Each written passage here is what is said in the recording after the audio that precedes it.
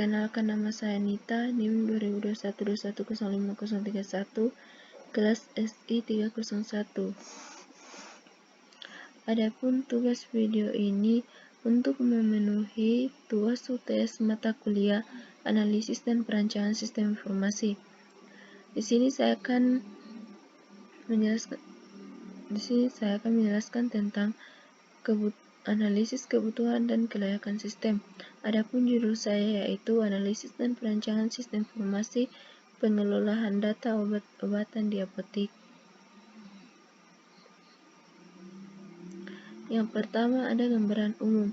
Kemajuan ilmu pengetahuan dan teknologi saat ini mulai merubah pola pikir dan cara kerja setiap manusia. Kegiatan-kegiatan manusia seperti kegiatan bisnis yang dulunya dapat dilakukan secara manual mulai tergantikan dengan komputer. Penggunaan komputer pada berbagai perusahaan swasta juga mulai berkembang, termasuk dalam bidang obat-obatan. Komputer ini sangat dibutuhkan untuk menghasilkan informasi yang cepat, akurat, dan dapat mengefisiensikan pekerjaan.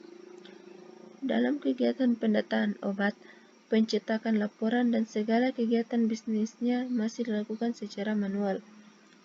Sedangkan obat yang ada di apotik Joint Pharma terdiri dari berbagai jenis obat, antara lain adalah obat dengan resep, obat wajib apotik, obat generik berlogo, dan obat bebas. Obat-obatan tersebut secara keseluruhan jumlahnya sangat banyak, sekitar 500 hingga 1000 jenis obat.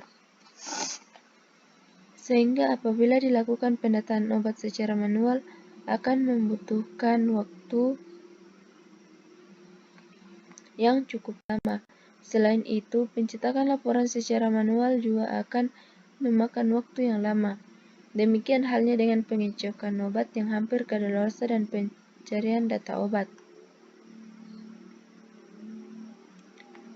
Mengingat luasnya permasalahan yang ada dalam pengelolaan data obat, maka perlu ditentukan suatu batasan masalah. Adapun batasan masalah tersebut meliputi yaitu sistem ini akan digunakan untuk mengelola data-data yang berhubungan dengan data obat yang terdiri dari penyimpanan data obat, stok obat, data kadaluarsa, dan pembelian data obat. Input di atas kemudian diproses dan menghasilkan output sebagai berikut: laporan data obat, laporan stok obat, dan laporan obat kadaluarsa. Yang kedua, ada definisi masalah. Berdasarkan gambaran umum yang kami kemukakan di atas, permasalahan yang ada adalah sebagai berikut: kesalahan obat, penggunaan obat berbahaya, kesalahan pemberian obat karena nama yang serupa, dan pemberian dalam dosis yang berlebihan.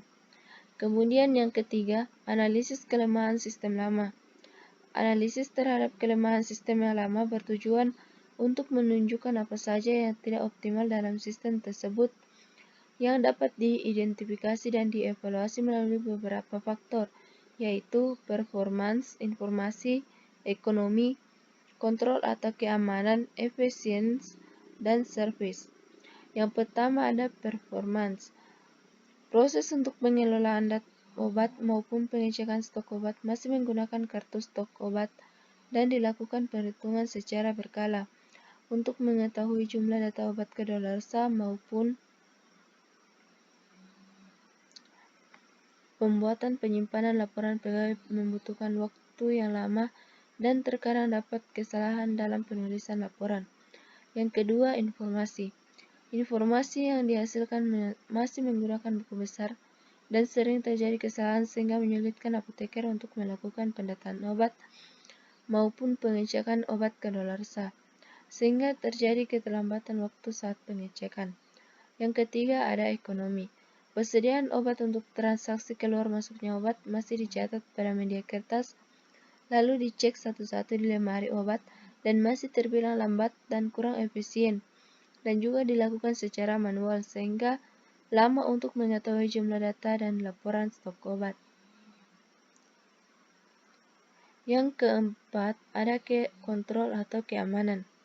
Kontrol keamanan pada sistem lama kurang dapat dikontrol dengan baik. dikarenakan sistem konvensional memungkinkan terjadinya kesalahan.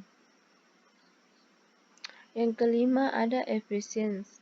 Banyak menghabiskan waktu dalam proses pencarian data karena masih manual dan sering terjadi kehilangan catatan tercecer atau file data. Yang keenam, ada service. Pada sistem lama terjadi keterlambatan karena adanya pencarian data secara manual dengan data yang tertumpuk, sehingga memerlukan waktu yang lama untuk memperoleh data yang diinginkan. Sekian dari saya, kurang lebihnya mohon dimaafkan. Assalamualaikum warahmatullahi wabarakatuh.